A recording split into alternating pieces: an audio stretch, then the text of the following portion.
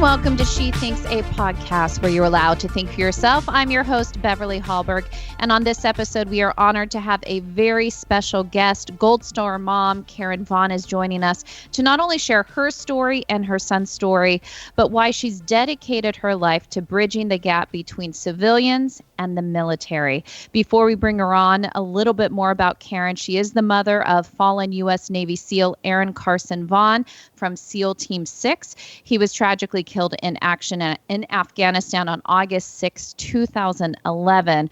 Over the past 8 years, Karen has emerged on the national scene as a powerful spokeswoman for not only our defenders still fighting on foreign soil and securing peace across the globe, but also as an advocate for a better, stronger, more resilient America. She is the best-selling author of a great book. You should go out and get it. It's called World Changer, A Mother's Story. She works with her nonprofit with her family, which began in honor and memory of her son. It's called Operation 300, and she is a regular guest on news programs, interviewing with well over 100 national and local radio shows across the country. I actually met her for the first time in the Fox Green Room on July 4th. She was in Washington, D.C., doing what she does best, and that is talking about her son and promoting the military and talking about the freedoms that we all have. Karen, it's a pleasure to have you on our podcast. It's a pleasure to be here with you, Beverly. Thank you so much. And I know that you, as I just mentioned, you have dedicated your life since the death of your son to be a spokesperson for the things that you really care about. And that is, as I mentioned, bridging the gap between civilians and military and what can we do to encourage each other. Before we talk about your work, I just would love to hear more about your son, Aaron. I know that he gave his life for this country. We're all thankful for his sacrifice. We're thankful for your sacrifice. But can you tell us just a little bit about him? Oh, I'd love to. Aaron was a kid who, unlike most people that you'll ever meet, he knew exactly what he was created to be from the time he was about 8 years old. He would tell anyone who would listen that one day he was going to be a Navy SEAL. And Beverly, I didn't even know what a Navy SEAL was at this time, but he had heard about it through his father, and he had determined that's the way he was going to spend his life. That's what he was going to do as a career. And, you know, he didn't have the body or the physique of a Navy SEAL, but he just knew in his heart that that's what he was. And so, you know, life came and life threw some curves in his way. He obliterated the anterior cruciate ligament in his left knee, not once, but twice. The first time they were able to fix it, the second time they weren't. And came out and told his father and I in the waiting room of the surgical suite that Aaron was going to spend the rest of his life somewhat handicapped and would never be able to do anything physical again without the use of a special brace. And so a kid that's had a dream of being one thing all of his life, and now he's 17, about to graduate and go do it, he just gets benched, and he literally thought life was over. And I tell you that to tell you how amazing it was what he accomplished, because you know, he went on about his life and got a job because he didn't know what else to do, because all of his life he planned on one thing and now it wasn't happening. They liked him so much where he worked that they put him through college, paid for his entire education, and now he's got some career moves in front of him, and everything looks like it's going in another direction. He's laid this dream down of being a Navy SEAL, heartbreaking as it was, and then came 9/11. We had no idea what was going through Aaron's head or heart during those tragic days, months following 9/11. But a few months later, he came home from work on his 21st birthday, and he sat down across the table from his father and I, and he told us that he had stopped by the Navy recruiter's office and joined the SEAL Challenge program. And, you know, long story short, you know the rest of the story. He made it. He made it with no anterior cruciate ligament in his left knee out of sheer determination and will. And the Navy never even knew that he had the injury. He had, you know, developed muscular structure around the joint to protect it and stabilize it. Couldn't even tape it, or they wouldn't have let him in the program had they known about the injury. So when I say that he was a person destined to do what he did, I hope that makes more sense. He absolutely was destined to be who he was, to do what he did. And I, you know, quite frankly, believe that it was part of his destiny to die the death he did, as hard as it's been, as horrible as it's been. And with all my heart wishing I could change it, but he was a great man. He was an absolutely astoundingly great man who loved his country. Yeah, I want to go back to just the amazing story about here he had this dream, thought it was tragically over. I'm sure there are some people listening to us today. I have some friends who are in this situation, which due to health concerns, their life has drastically changed. What was the process like watching him during that period when your dreams are crushed but still fighting? Anything that you can share that would be motivational for people listening? Yeah, it's an attitude. It's a winner's attitude. It's an overcoming attitude. No matter how bad it was, he just tried to reconfigure what the new plan for his life was, what this direction was going to, what potential it was going to create, rather than what obstacles it was going to create. He was a man who just literally embraced life. He took it by the horns. He lived every day like he was dying, and he left a great legacy because of that. And so many of us can learn so much about an attitude of a person who does not let tragedy or physical ailments stop them. Aaron spent his whole life in pain as an adult. And I learned a lot from him, about just fighting through the pain. He used to say to me all the time, "Mom, pain is in your mind. You can tell your body to do anything you want it to do." And of course there's limits to that, but this was his mentality. And he just had the mentality that as long as I'm doing what I want to do, I'm not going to let pain stop me. I'm not going to let the physical, what other people would call impossibilities, slow me down. So we could learn a lot from a person's mentality like that. And I have to tell you, Beverly, Aaron had a profound faith in Christ, and that kind of formed every single decision he ever made and empowered him in a way that just made him a pretty unstoppable human being. Well, I also think it's been brave of you to share your son's story, something that obviously is the most tragic thing that you have ever gone through. Anything that you can share with people out there who are listening, who have lost a loved one, maybe son in the military, maybe in a similar fashion to your son. What was that process like, and what can you say about how the pain, I don't think it ever goes away, but changes as time goes on? Yeah, I'd be glad to address that. There is nothing more horrific than getting a phone call that your child is dead. I mean, there's no way to describe what that feels like, the way your brain tries to analyze what you've just heard, because it makes no sense, and you really just have quite an extended period of time where you kind of just walk around in a daze and in a fog. But one thing that our family determined early on, and I'm thankful to God that everybody in the family determined this, not just me, not just one or two of us, but everybody decided that we would not let our pain be wasted, that we would make sure it had value, that if we were going to hurt this desperately and this deeply, that there would be something that came of that pain that had great value. And so we all began to seek our own individual ways of making sure Aaron's life mattered, of making sure the great legacy he left was told.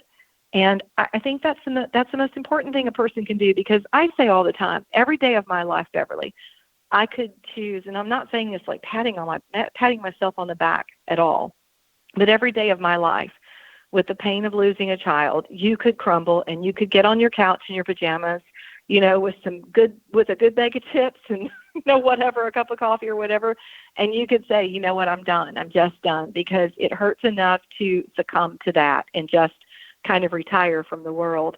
But I always say to people who are struggling with something like that, but what profit does that bring, from your loss? How does that make any impact? How does your loss count? How does your life matter if that's what you do? You have the right to do a lot of things, but that doesn't mean that's what's best for you. And that's the way I try to encourage people who have experienced loss. Get out there and live in the midst of it, and living in it and doing something with it will give you more power to move through it. You will never move over it, but it will give you more power to move through it than anything else you can do.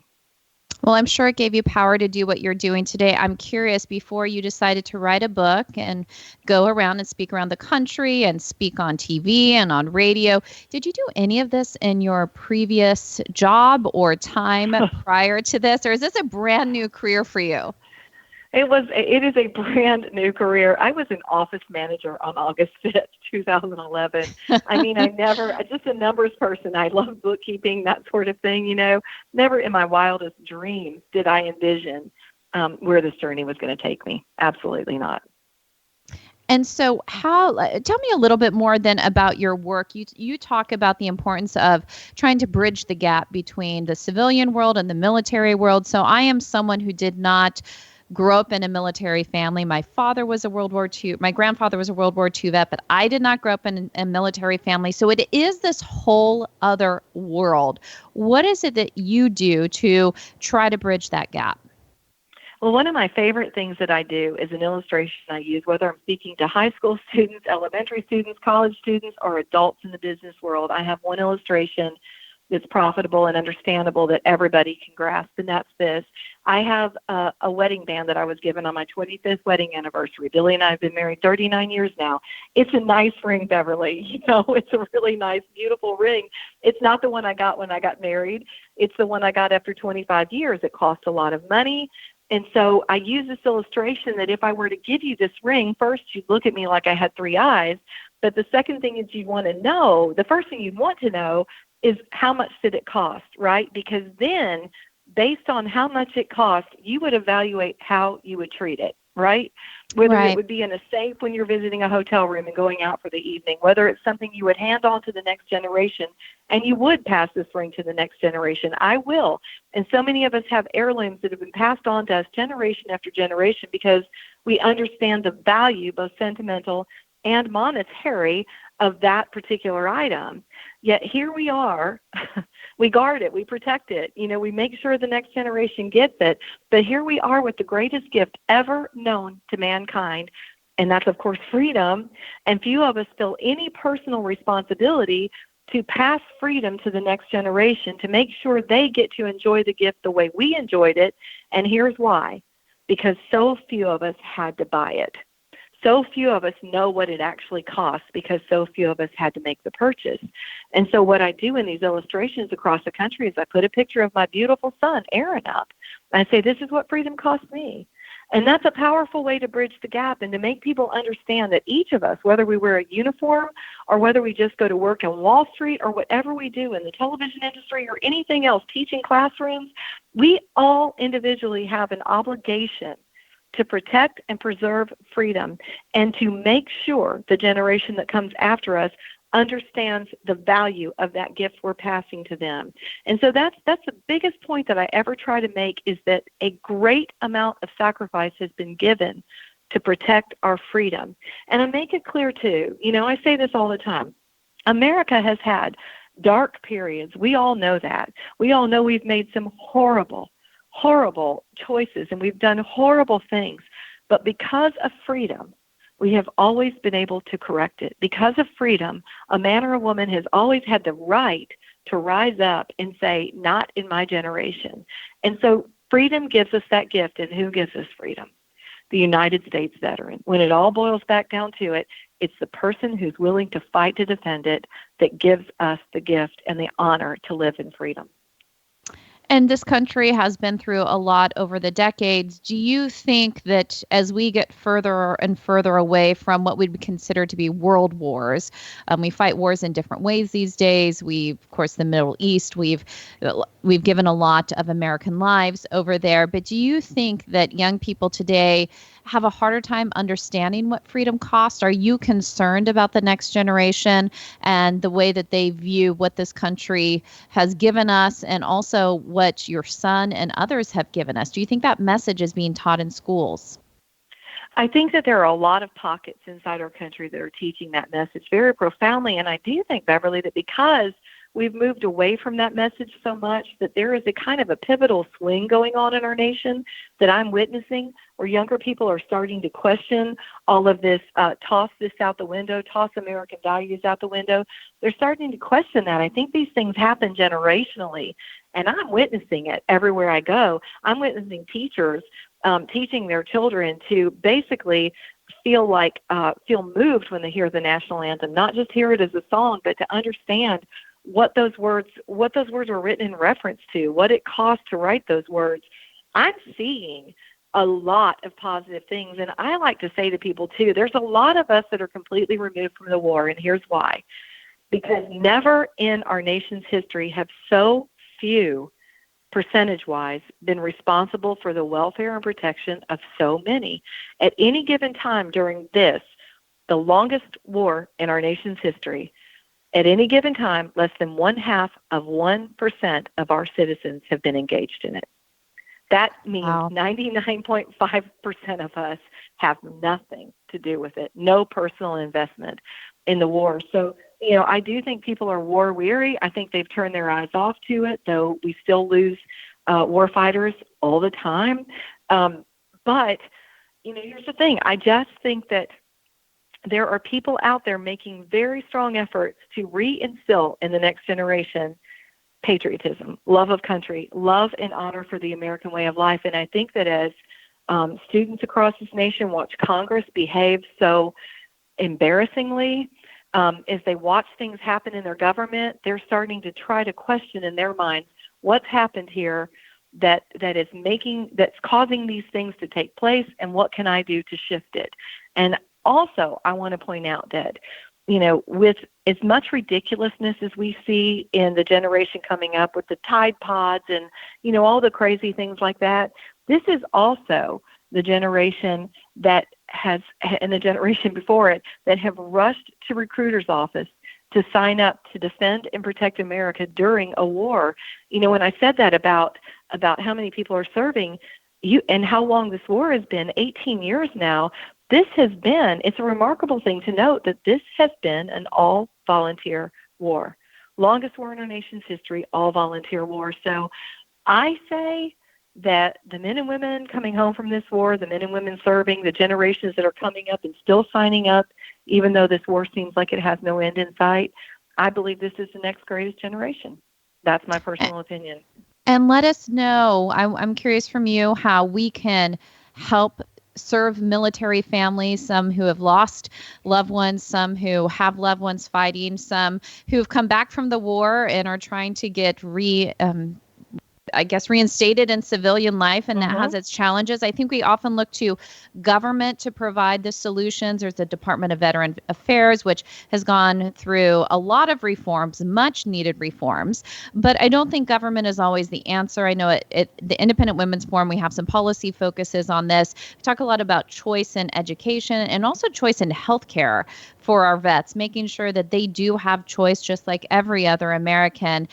But I'm curious from you, just what do you think we can do as Americans to reach out, help the military community?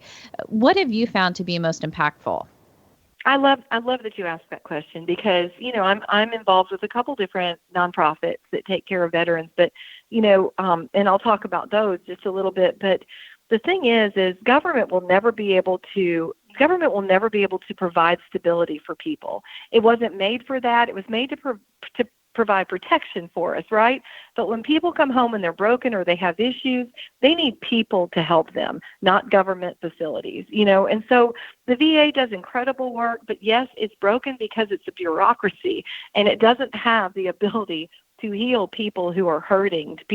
They need people to do that. And there are tremendous organizations across this nation that have stepped up for wounded warriors that are coming home, or for just warriors that have post-traumatic stress. There are colleges across the nation who are finding ways to look deeper into post-traumatic stress and see if it's actually a traumatic brain injury. There are just so many organizations out there doing wonderful things for veterans. So if you really want to get involved in helping veterans, don't press your congressman to throw more money at the VA.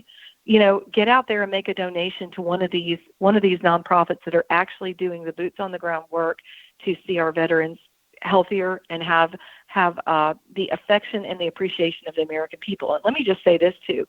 This is what I really love about your question. I work for an organization called American Warrior Initiative.